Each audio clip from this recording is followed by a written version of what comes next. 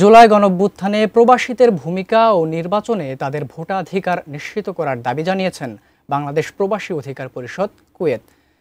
পাশাপাশি তাদের 10% প্রতিনিধিত্ব নিশ্চিত করার দাবি জানিয়েছেন তারা। বৃহস্পতিবার কুয়েত সিটিতে অবস্থিত রাজাবাড়ি হোটেলে আলোচনা সভায় বাংলাদেশ প্রবাসী অধিকার পরিষদ কুয়েতের সভাপতি মোহাম্মদ বিল্লাল পাটোয়ারির সভাপতিত্ব অনুষ্ঠানে প্রধান অতিথি হিসেবে উপস্থিত ছিলেন সংগঠনের কেন্দ্রীয় সহসভাপতি মোহাম্মদ ইউনুস মাহমুদ।